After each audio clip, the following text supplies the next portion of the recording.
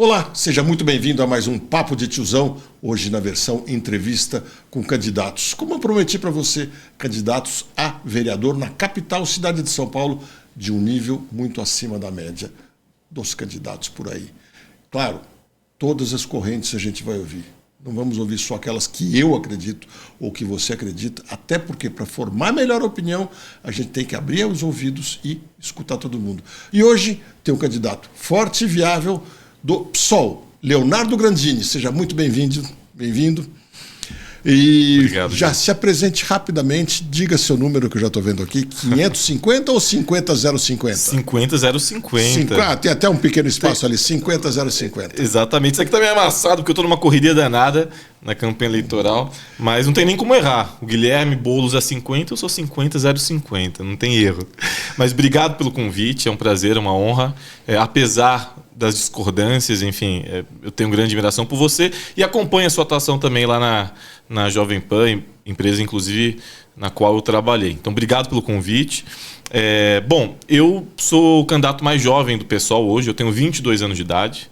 Eu sou oriundo do movimento estudantil, então comecei aos 15 anos de idade fazendo política. Era aquele moleque que ficava em cima de caminhão de som na Paulista xingando o governador, essa coisa toda. E aí comecei a me organizar no movimento secundarista, lutando por interesses tanto dos estudantes quanto dos professores. Então, comecei na educação. E aí entrei na faculdade, aí, como diz a extrema-direita, aí que eu virei comunista de verdade. E aí, enfim... Chega a ser comunista ou um socialista convicto? Eu sou comunista. Eu sou comunista. Falam, não, o Lula é comunista. Eu falo, não, o Lula não é comunista, mas eu sou comunista. Não, eu sou comunista, porque eu gosto dessas pessoas que falam, não, eu sou socialista. Quer dizer, que a privatização dos celulares não foi uma boa e tem que ser revertida, é isso? Eu sou um comunista, mas eu sou um comunista pragmático. Tá. Eu tenho horror a esses partidos nanicos, PCO, PSTU, PCB, UP, que falam para bolhas, enfim, universitárias, minúsculas, pequenas, e não ocuparam espaço. Então, eu até fico revoltado que está se formando um movimento nas redes sociais de comunistas, tá? De fato, revolucionários desses partidos nanicos que não tem nem representado, não tem um vereador no interior do Piauí. E aí, não, porque o Lula é um neoliberal, porque o Haddad é um liberal. Falei, senhores, o Lula, sendo um social liberal que pelo menos na minha avaliação, ele conseguiu fazer mais pelas pessoas mais simples do que vocês vão fazer juntos em toda a vida. Então, assim, eu sou pragmático, eu me considero um marxista, mas eu sou pragmático e eu, inclusive é um conceito marxista, eu vejo a materialidade, né? Quais são as condições materiais e diante disso eu atuo. Então eu converso com quem tiver que conversar. Mas deixa eu tentar entender. O marxista pragmático é aquele marxista que aceita o livre mercado, pelo menos em alguns momentos, ou não? Um pouco da China, né? Acho que a China ela traz muito isso. Não, a China é capitalista. A China é comunista? Não, a China não é comunista. Eu não avaliei que a China seja comunista. Não existe comunismo. Mas a China ela se orienta pelo marxismo, pelo comunismo, mas dentro das condições materiais existentes. Então, é inviável a gente querer fazer, não, vamos fazer uma revolução, não existe isso. A gente, dentro do próprio sistema, a gente vai, enfim, acertando, vai comendo pelas beiradas. Mas só para encerrar, a China é um país autoritário ou não? É um país autoritário. Tá. Eu considero, do ponto de vista político, é um país autoritário. Você acha válido trazer esse conceito autoritário para o Brasil? Ou você acha que é possível implantar o seu comunismo pragmático sem autoritarismo? Não, eu acho, primeiro, assim, eu não tenho a menor perspectiva de ter um país comunista. Apesar de ser comunista e marxista, a gente não tem a menor perspectiva. Então a gente não trabalha com essa hipótese porque é uma hipótese utópica que não vai acontecer, que não vai rolar. Então a gente ao menos defende uma política social democrata, reformista, que tente deixa eu ver se eu entendi aparar essas arestas. Eu me sinto um liberal e não acho que o Brasil vai ser liberal nunca. Até brinco que eu acho que talvez no ano 3000 consiga chegar naquilo que eu gostaria, um país sem impostos, inclusive. Você talvez seja o comunista que sabe que não vai ter, mas que vai puxar mais para o seu lado, é isso? Exatamente. Então a gente tem consciência, porque a gente, apesar de ser jovem, a gente tem o pé no chão. Então, a gente não trabalha com essa expectativa, com essa perspectiva. Então, a gente entende que o capitalismo é o sistema que mais produz, que mais gera riqueza.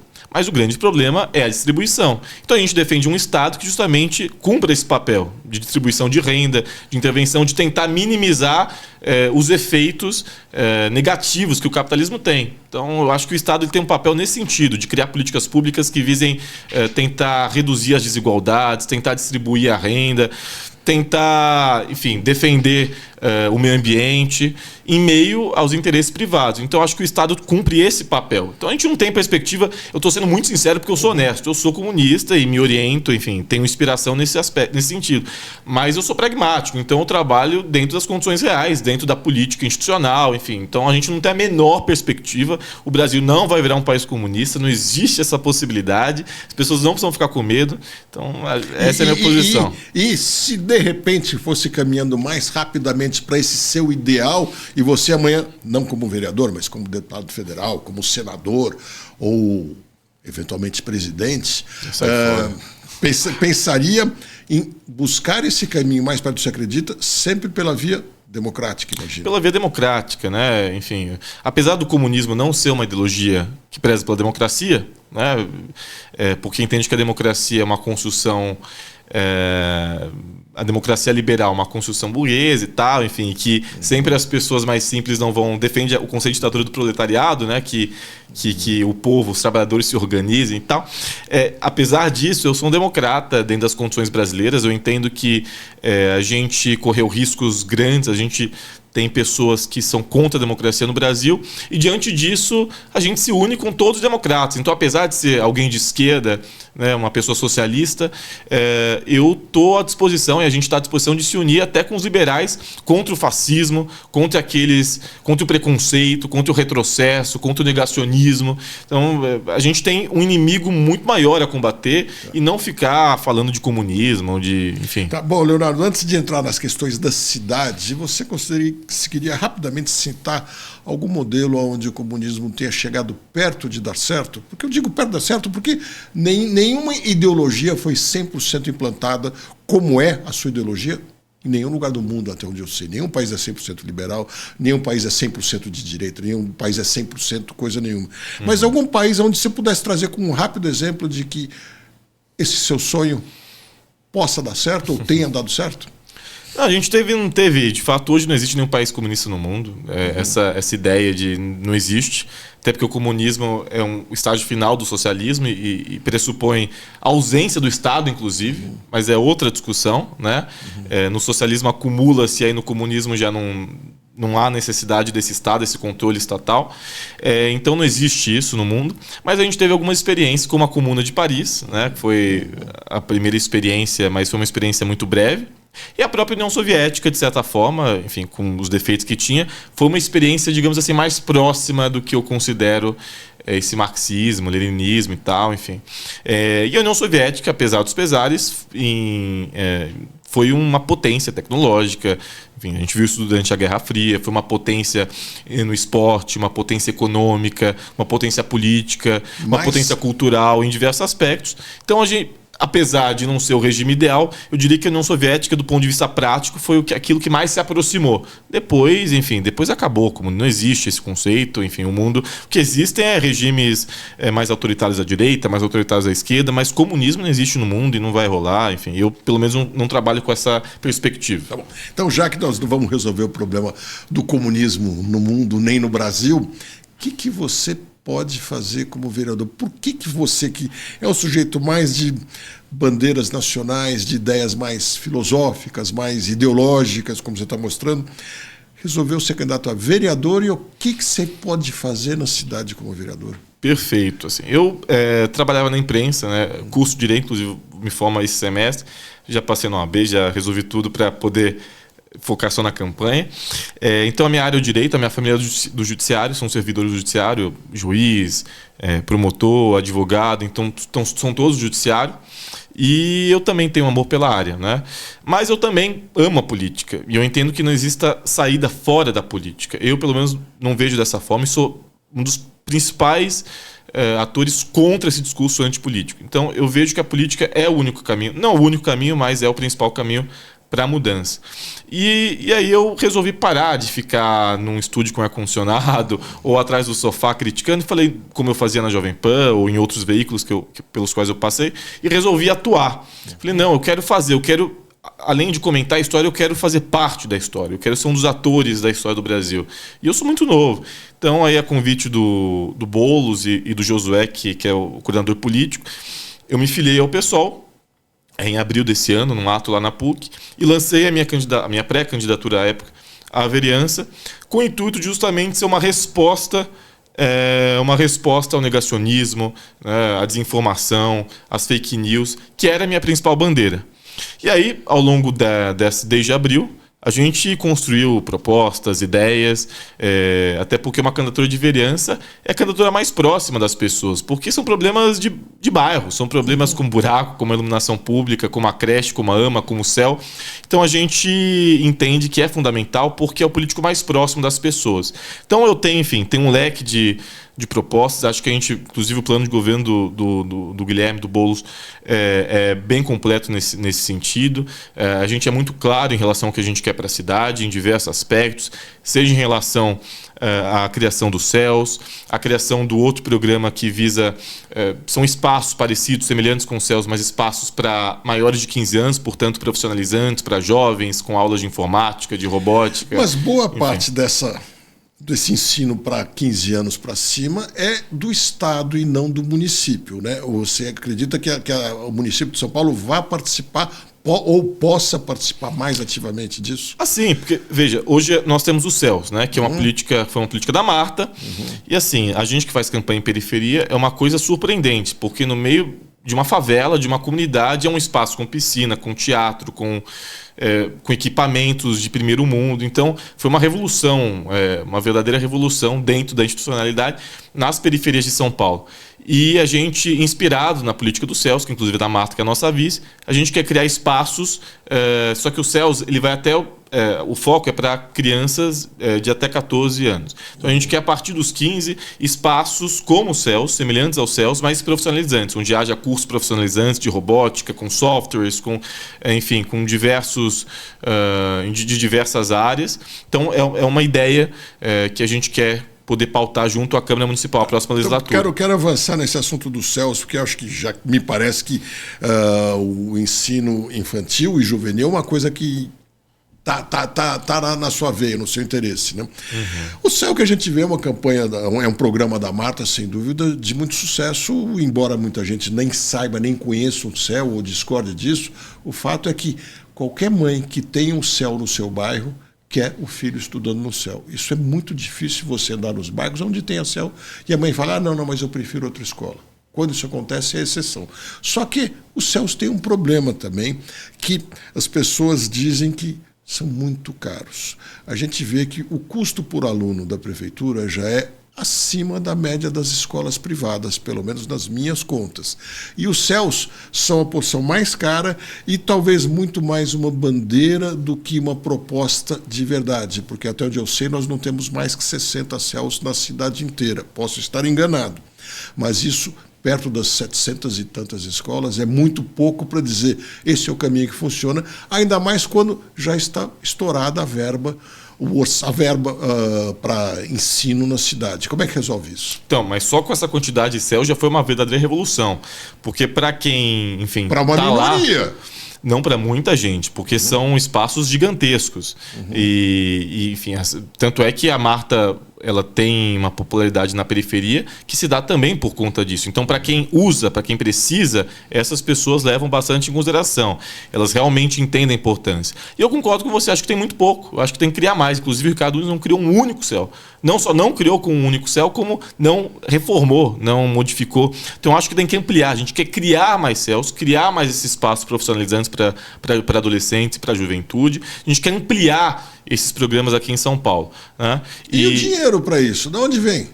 Bom, a gente vai ter um caixa recorde de mais de 110 bilhões de reais, né? A cidade de São Paulo é praticamente o terceiro orçamento do país, depois da União e do Estado, e a gente quer gastar direito esse dinheiro, né? Não superfaturar absolutamente tudo, inclusive teste de dengue, recapear a cidade toda com asfalto vagabundo, né? Comprar, fazer obras sem licitação o tempo todo, beneficiar os amigos do rei. Então, dinheiro vai ter. Agora, precisa ser bem gasto. Um parênteses, nós vamos voltar no ensino ainda, mas então significa que o atual prefeito gasta muito mal o dinheiro, ele desperdiça o dinheiro e por isso que falta, mais ou menos. Eu não acho que desperdício, eu acho que está indo para algum lugar esse dinheiro. Um pouco pior que desperdício, eu acho que é um pouco pior, tá. Não é só incompetência. Devo imaginar que o Haddad e a Marta administraram de uma maneira bem melhor e naquela época sobrava dinheiro e o Haddad, por exemplo, poderia ter feito mais céus, ou não? Não, o Haddad fez, Celso, né? Eu acho que poderia ter feito muito mais. Tanto é que ele foi muito criticado sobre vários aspectos, perdeu o Dória no primeiro turno, mas em termos de conta, ele deixou as contas da cidade em dia, né? Para que o Nunes agora tenha um orçamento, inclusive, recorde da história da cidade. Então, eu acho que é preciso, sim, trabalhar com austeridade, entender não gastar mais do que tem, mas gastar bem esse dinheiro, né? Então, acho que corrupção é uma coisa sistêmica em São Paulo. Hoje o crime organizado governa a cidade de São Paulo, né? Inclusive certos vereadores aí que eu não vou nem mencionar o nome são do PCC, né? Um inclusive não vai ser nem candidato mais a vereador. Então são pessoas muito perigosas. Parece que suas palavras são quase dirigidas, hein? Eu não vou te comprometer aqui. Não vou falar nomes, né? Mas existem pessoas vinculadas dentro da Câmara Municipal ao crime organizado. Então isso é muito grave, né? E esse dinheiro está indo para algum lugar. Não é simplesmente desperdício de dinheiro, é desperdício de dinheiro do ponto de vista para a população. Mas esse dinheiro está indo para algum lugar. E isso é um problema grave, gravíssimo. E a gente quer poder, inclusive, a gente vai mexer em diversos contratos, a gente vai, enfim, acabar com essa máfia do transporte público na cidade. Metade do transporte público na cidade é movido pelo crime organizado. Você fala muito a gente de uma maneira que me parece que você se sente muito entrosado com a campanha do seu candidato a prefeito, o Guilherme Boulos. Com certeza. E talvez fazendo campanha próximo e acompanhando o plano de governo, tudo isso. Sim, né? sim. E quero te fazer uma pergunta, então depois nós vamos voltar mais para o ensino.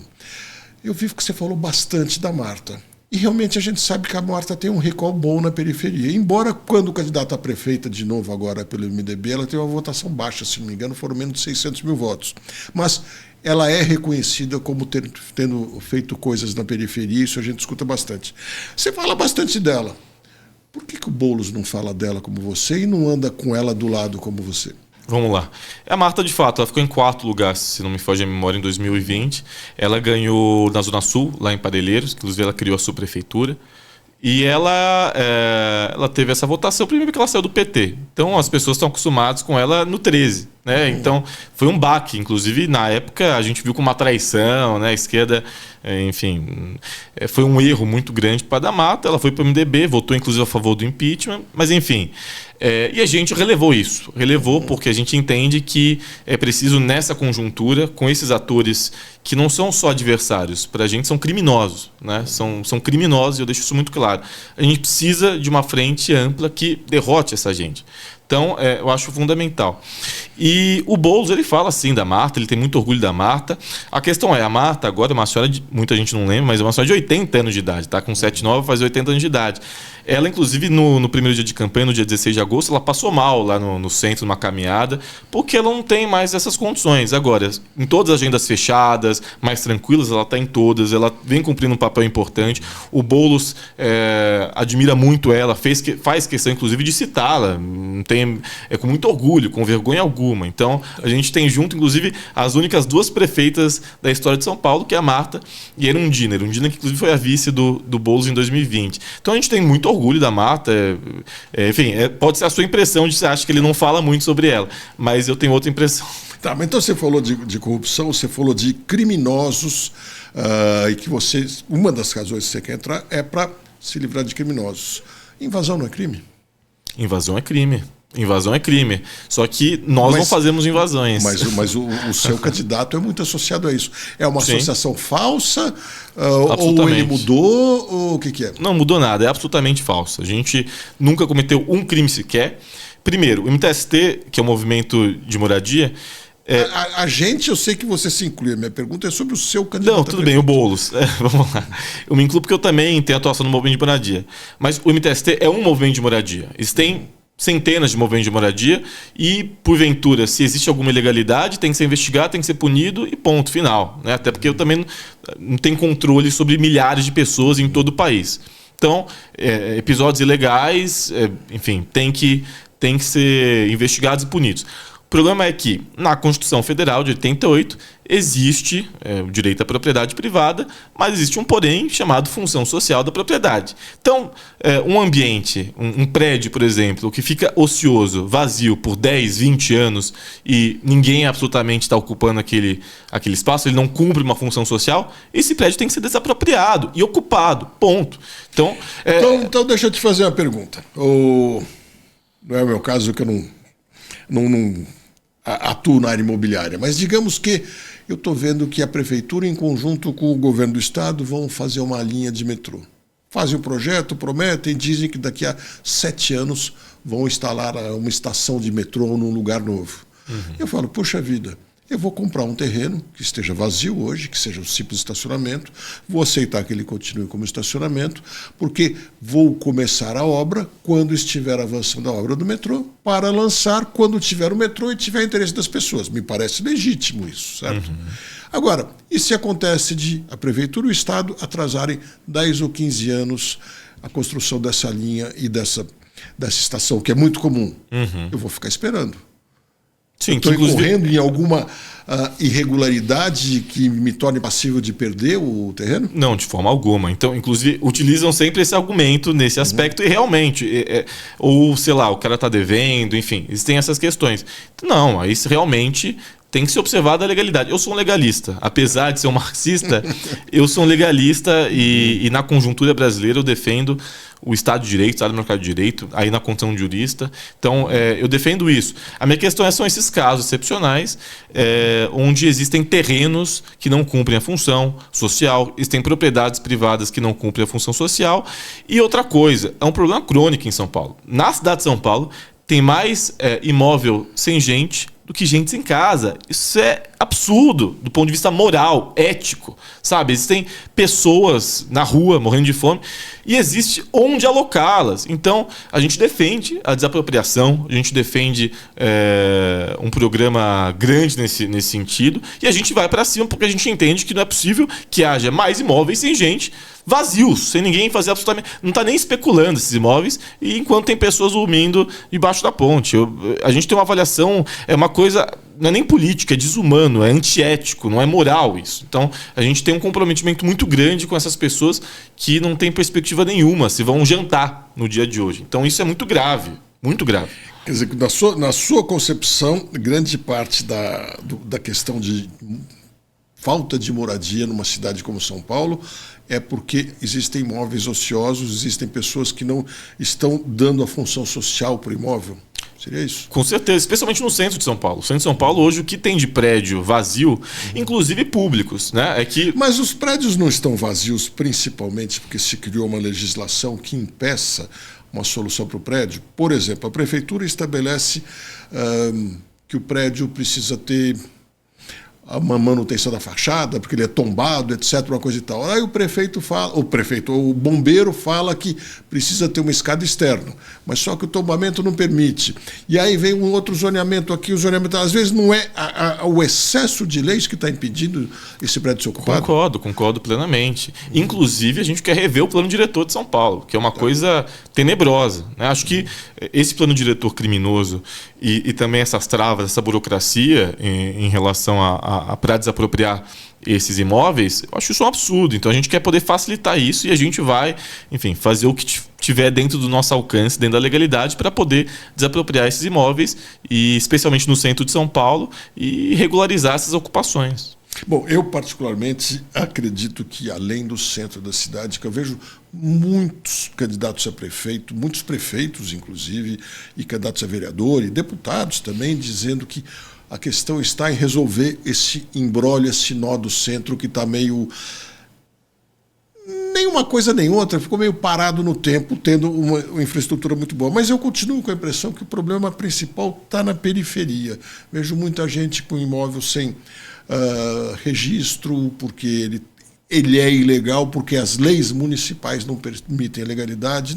Não é mais por aí que resolve a questão, não? Acho que também. É que, no caso do centro, isso é empírico, né? A gente vê isso. Uhum. E a gente também quer colocar essas pessoas, que essas pessoas ocupem o centro de São Paulo, não só a periferia de São Paulo. E na periferia também, o que existe... A gente quer fazer uma ampla regularização fundiária, a gente quer poder, inclusive, urbanizar as favelas. Eu acho que a periferia de São Paulo está abandonada e tem muito lugar para ser regularizado, muita ocupação, muita gente, né? Inclusive, eu visitei esses dias uma comunidade, comunidade Mancini, fronteira com Diadema, miserável, muito pobre, as pessoas muito, muito humildes e assim, uma ocupação, né?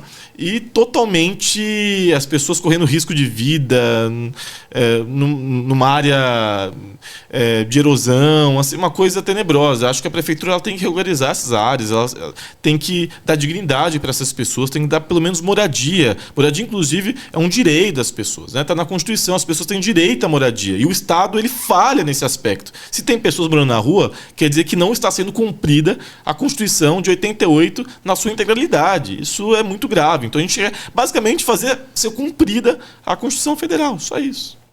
Bom, voltar um pouco para o ensino, que me parece que é um tema que você vinha embalado e eu te desviei dele. Na minha impressão, o ensino público municipal é muito caro, se gasta muito dinheiro. E na minha impressão também, a qualidade é muito baixa, com raras exceções, mas na cidade de São Paulo são raríssimas exceções.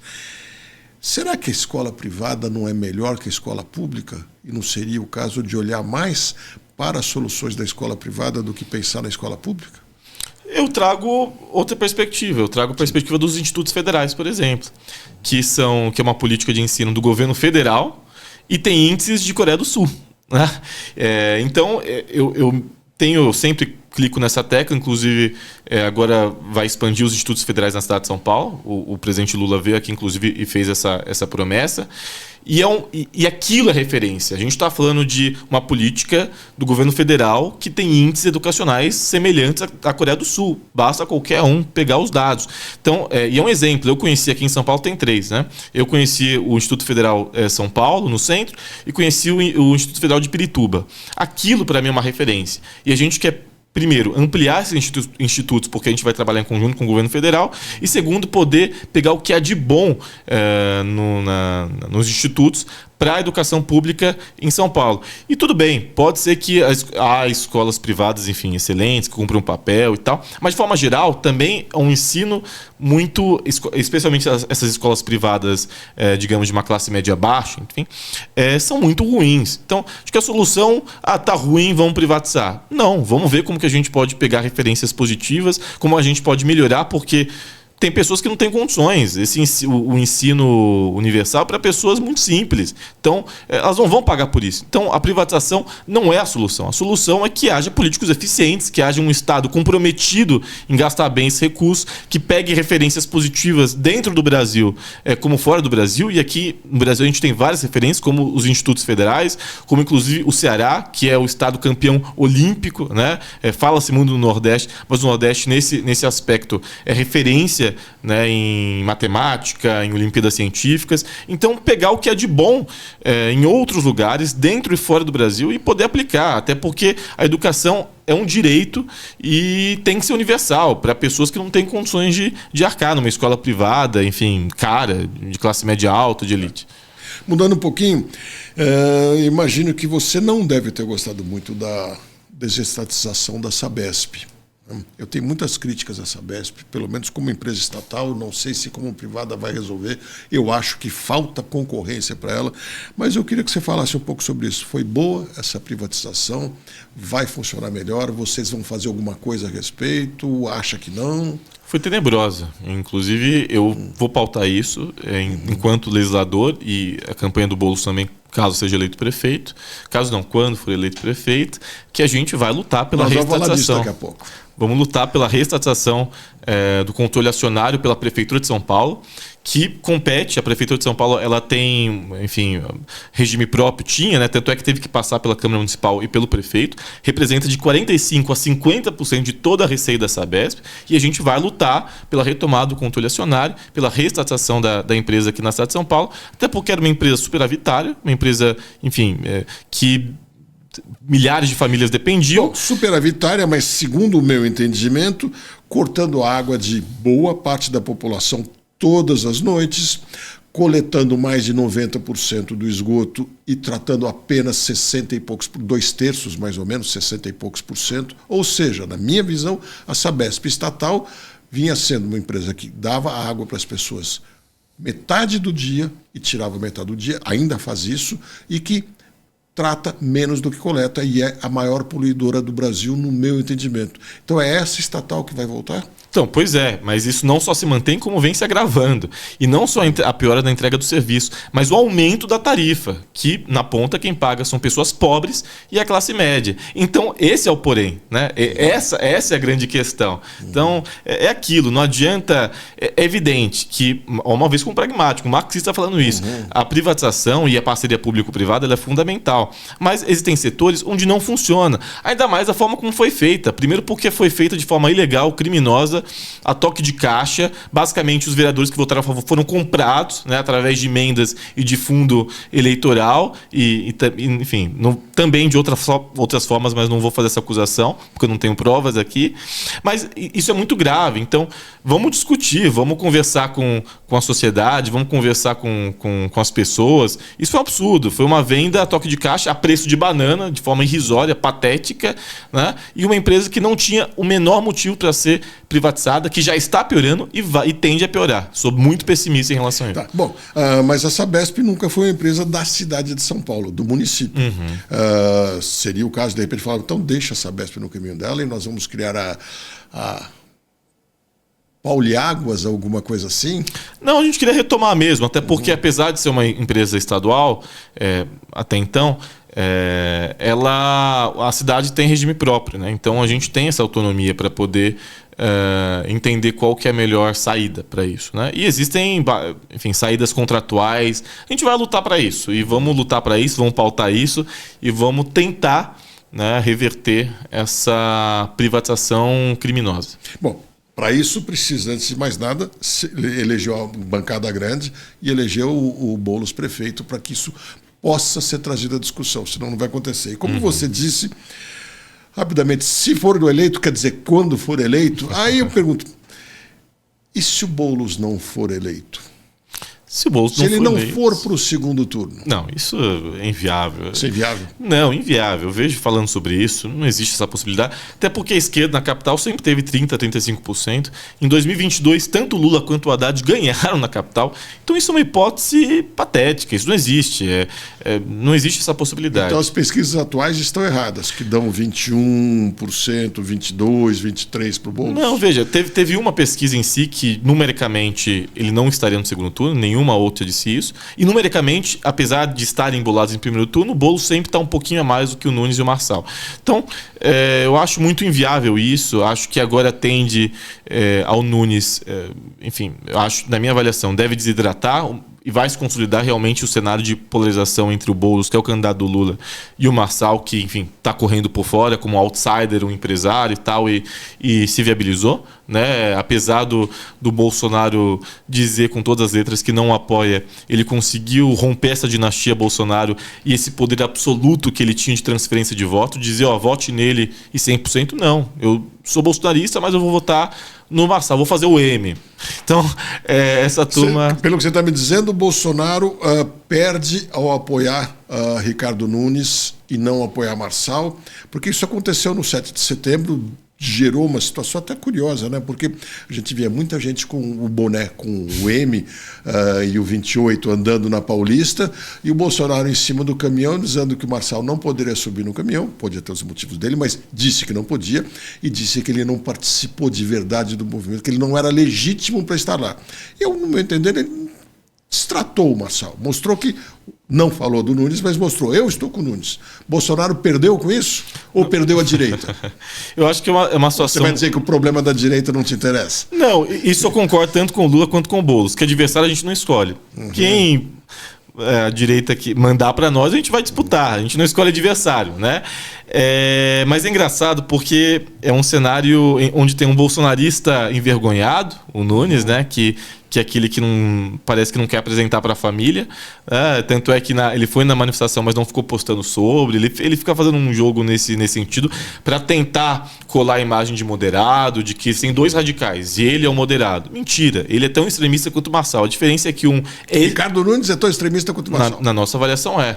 A diferença é que esteticamente fala mais baixo, fala de forma mansa e não fala palavrão, e outro esteticamente é escroto, fala palavrão, esperneia, é caricato. Essa é a única diferença. Mas na ponta, em termos de política pública, os dois representam o mesmo perigo, e os dois são bolsonaristas. Os dois são bolsonaristas, são de extrema direita. Ponto. A diferença é meramente estética. Então, a gente tem essa avaliação em relação ao Nunes e ao Marçal. A diferença é que o Nunes ele não excita mais essa gente, né? O Bolsonaro frustrou muitas pessoas, porque o Bolsonaro, desculpa, mas ele é um ladrão de galinha, é um ser patético, ignorante, burro, abjeto, e ele, basicamente, ele cedeu, né, ao Centrão para poder proteger o Flávio, o filho bandido dele, e não ter complicações no Supremo Tribunal Federal. E aí os golpistas, a turma que ficou acampada tomando chuva, os patriotários, ficaram decepcionados com o mito deles, que ficou inelegível, inclusive, é uma raposa velha que agora já saiu do jogo, e não excitava mais, não deixava eles, né, mais excitados, e aí escolheram o Marçal, que é novo, 37 anos, tem mais dinheiro, lida com rede social. Ou seja, estão trocando o Bolsonaro pelo Marçal. Essa é a sua opinião? Hoje, claramente, existe uma disputa pelo comando do rebanho. Existe uma disputa pelo comando do campo da direita no Brasil. E o Marçal vem ganhando essa guerra de braço. O Bolsonaro está aparecendo como se fosse digamos assim, uma figura que eles ainda respeitam, mas uma rainha da Inglaterra, que eles respeitam, têm admiração, mas quem os governará, quem eles acham que tem que cumprir esse papel agora, quem tem que tocar o legado da direita no Brasil é o Marçal. Então, tanto é que eu fui lá no dia 7 de setembro provocar a turma, gravar algumas coisas. De amarelo. De amarelo e tal. Ele é engraçado porque é reconhecido e tal, enfim. Mas fui lá. E 100% é Marçal, né? 100% dos bolsonaristas são Marçal. Então, ele foi impedido, porque quem bancou o caminhão foi o Nunes. Apesar daqueles que estavam lá. Foi o Ricardo Nunes que bancou o caminhão? Opa. Não foi Malafaia dessa vez? Então, é que os dois não gostam do Marçal, né? Então, que seja. Mas, enfim, inclusive estava vindo ônibus pagos pela prefeitura de pessoas de todo o canto da cidade que desembocaram lá, né? Mas, enfim... Pode, não pode, mas fizeram. E o Malafaia também, enfim, detesta o Marçal. O próprio Bolsonaro detesta o Marçal, porque ele, de fato, é uma ameaça à hegemonia da família Bolsonaro nesse campo. Então, enfim, que disputem. A gente não está nem aí para isso, eles que estão disputando. E quem vier para o segundo turno, disputa, né? Então essa eleição é também uma briga Bolsonaro-Marçal? Com certeza, com certeza. Mas o Marçal nunca se colocou na posição de contraponto ao Bolsonaro. Quer dizer, ou não é? Pois é. Não, mas ele faz isso porque o Marçal ele é inteligente e ele sabe. E o Bolsonaro não? Não, o Bolsonaro é um idiota, um completo ignorante.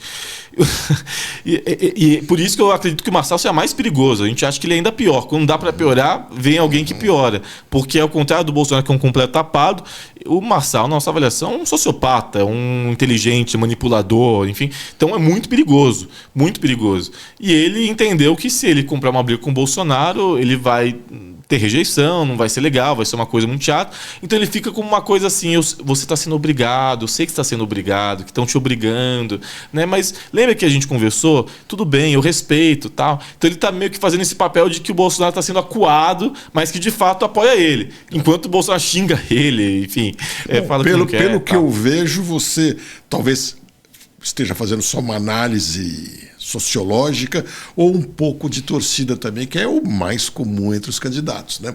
Parece que você está gostando de ver Boulos e Marçal no segundo turno, é isso? Acho que eu sou muito, como eu falei, eu sou pragmático. E as pesquisas indicam, as últimas pesquisas indicam, inclusive acho que todas praticamente, que num segundo turno o Boulos perderia do Ricardo, mas ganharia do Paulo. Então, naturalmente, do ponto de vista estratégico, é melhor disputar com o Marçal, porque ele representa, inclusive ele passou agora a rejeição do Boulos, ele representa algo muito radical. Acho que ele perdeu a mão já, né?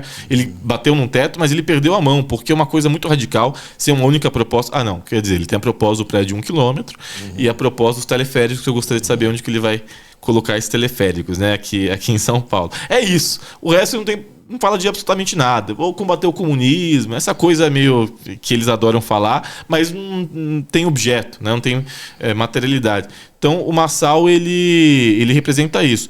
Nesse sentido, a gente acredita que num segundo turno, a Tabata vai ter que nos apoiar pelo papel que ela vem cumprindo anti-Marçal. Se ela não apoia, pega muito mal para ela. O Datena, a mesma coisa. E até o próprio Nunes, que, chamou o Marçal de tchutchuca do PCC, falou um monte de barbaridades e tal. Vem falando, atacando mais ele, inclusive, do que o Boulos. Então, acho que ele vai ficar neutro, no máximo. Então, a gente entende que no segundo turno vai ter uma sensação de uma frente de todos os demais candidatos, tirando a Marina Helena, mas enfim, que tem 2,6%, tem lá a Faria Lima, mas não representa a cidade de São Paulo. Então, os outros candidatos vão apoiar o Boulos, inclusive os partidos. Na minha avaliação, num cenário como esse, o MDB oficialmente apoia o Boulos, até porque tem ministério com Lula e o Lula entra na jogada. O PSDB vai apoiar o Boulos. Quer dizer, o Ricardo Nunes apoiaria o Boulos no segundo turno? Não, acho que ele pessoalmente ficaria neutro, na minha avaliação. Até porque ele fica bem frustrado. Mas o partido dele iria. Acho que o MDB. Boa parte do grupo dele iria. Com certeza, é a minha avaliação. Acho que o MDB apoia nesse cenário. Se eventualmente a Tabata fosse para o segundo turno, não é hipótese, tá? Ela fosse a Tabata para o segundo turno contra Nunes ou Marçal. Você votaria a Tabata das duas maneiras? Não, claro. Assim, isso é utópico, não vai acontecer. Sim, mas tudo contra o Nunes e o Marçal, porque eu entendo que são pessoas perigosas e que agem fora da legalidade. Agora, se eventualmente fossem Marçal e Ricardo Nunes para o segundo turno... Aí você quer me... Não, mas a gente tem que pensar, né? Na hipótese, digamos que... Aí eu me mato, isso aí eu não sei o que eu faço, aí já era. Mas não, sendo bem sincero, eu não sairia nem de casa. A resposta genuína é essa, eu realmente não sairia de casa. Mas se fosse que escolher, acho que o Marçal, para mim, apesar de eu entender que a diferença é meramente estética, a estética também importa, o simbolismo também importa. Então, o Marçal, para mim, hipótese alguma, é zero possibilidade. É o último dos últimos. É o último dos últimos. Quer dizer, nessa eventual possibilidade, de repente a gente teria Leonardo Grandini, o Sol, o Boulos e o Bolsonaro no mesmo palanque? Não, porque a gente, como eu falei, ninguém se envolveria, né? Então, assim, não declararia voto, anula, né? Uma campanha pelo voto nulo, não sairia de casa, mas eu acho que o Marçal... Mesmo eleito vereador, sabendo que você vai estar na cidade, não me envolveria. Você vai ter que trabalhar com um dos prefeitos? Porque eu seria oposição em qualquer das circunstâncias. Então, não teria... Em qualquer dos dois eu seria oposição. Então, basicamente, eu ia ficar na minha, não ia declarar voto a ninguém e ponto. E vocês não escolheram isso? Se resolvam aí, vejam quem vocês querem. A gente tinha uma opção, não quiseram. Bom, estamos chegando perto do final, mas a gente sempre precisa ver se de repente a gente deixou de perguntar alguma coisa que fosse significativa, importante, ou alguma coisa que você queira falar e que eu não tenha trazido aqui para a gente já caminhar para o encerramento. Não, foi perfeito. Primeiro agradeço, Diogo. Acho que, infelizmente, a gente gostaria de estar discutindo mais propostas, falando da cidade, que é algo, inclusive, que a gente pautou aqui. Mas, infelizmente, a gente tem que perder nosso tempo desmascarando narrativas, desmentindo uma pessoa que, inclusive, é um criminoso condenado, não só no âmbito criminal, mas eleitoral e trabalhista. Né? Uma pessoa que já foi presa, inclusive, condenada por furto qualificado. O Boulos também foi preso, mas não foi condenado, né? Foi preso, nem preso, não foi preso, foi detido. Foi para a delegacia, assinou, mas não ficou preso, né? Foi detido. O Marçal foi condenado e preso. Inclusive por furto qualificado, uma pessoa morreu em decorrência dessas coisas que ele adora fazer, de montanha, o caramba. começou a vida dele no crime com 19, 20 anos de idade, quando roubava dados de velhinhos e velhinhas aposentadas e dava para o crime organizado. O partido dele é o próprio crime organizado. O presidente do partido dele é investigado por envolvimento em troca de automóveis de luxo por cocaína do PCC. Então essa é a turma... O partido praticamente todos têm... presidentes, ex-presidentes, tesoureiros, ex-tesoureiros, secretários, ex-secretários, condenados ou pelo menos extremamente envolvidos. Bom, aí falo pelo partido Falo pelo PL, por exemplo, que tem o Valdemar Costa Neto, ex-presidiário condenado, que o Bolsonaro disse que é o chefe dele, o próprio PRTB do Marçal, que é o próprio PCC, aquele partido, mas o pessoal não tem isso não. Aí outros partidos não sei, mas o meu partido não tem nenhum dirigente condenado por corrupção, por improbidade, absolutamente não existe isso. Aí os outros partidos, enfim, que respondam, né, dentro do devido processo legal, mas nós não temos nenhum dirigente condenado. Então eu acho que isso importa. E outra coisa, para quem se diz o arauto da moral, dos bons costumes, soa como hipocrisia, né? Especialmente alguém que, sabendo, pega um outro Guilherme Boulos, que inclusive é um candidato a vereador da coligação do Nunes, lá do Avante, que foi investigado por tráfico de drogas e diz que esse é o Guilherme Boulos candidato a prefeito. Então é uma pessoa sem escrúpulos, sem a menor ética, menor moral, capaz de tudo. Não se referia a esse outro Guilherme Boulos, não, né? Não, ele imagina, né? Não, imagina, durante o debate ficou falando, fazendo aquele sinal lá como se o Boulos insinuando que ele cheira cocaína, dizendo, depois disso com palavras, que o Boulos cheira cocaína. Aí depois, para tentar evitar alguma coisa, aí traz um Guilherme Boulos, que é candidato a vereador apoiado pelo Nunes. Então, é um ser patético. Para ele vale tudo para aparecer, para estar no holofote. Enfim, ele está puxando muito a corda, né? Ele tem uma sensação de impunidade e está puxando muito a corda. Isso é absurdo. É uma coisa que eu nunca esperei ver na minha vida. Então, para encerrar, uma coisa que muita gente se mostra preocupada, provavelmente alguns de vocês já pensaram aí. Se o Guilherme Boulos for eleito, ele vai invadir a casa de alguém? Fica tranquilo, ele não vai pegar o seu saltinha, não vai invadir a sua casinha ou a sua casa alugada. Só fica muito tranquilo. Durante a campanha. Só televisão. Fica tranquilo que quem toma a casa dos outros é banco. A gente dá a casa. Inclusive, a gente deu 15 mil moradias nos últimos 4 anos para as pessoas. Então, fica tranquilo que isso não vai acontecer. Leonardo Grandini, 50050, muitíssimo obrigado. Foi uma ótima entrevista. A gente não concorda com tudo, logicamente, mas como eu tinha prometido para as pessoas e para você que está me ouvindo, ia trazer candidatos diferenciados, que tivessem conteúdo e que tivessem uma diversidade de pensamentos, para que aqui, comparando as entrevistas, você possa ter mais facilidade de escolher alguém sem cair naqueles candidatos de baixíssimo nível, que a gente sabe que existem muitos na Câmara Municipal. Muitíssimo obrigado mais uma vez. Só antes de sair, se inscreva no canal, clique no sininho para receber novas notificações, deixe seu comentário que a gente vai responder e, mais uma vez, muito obrigado. Uma ótima campanha, que você tenha sucesso. Obrigado, Diogo. Obrigado mesmo.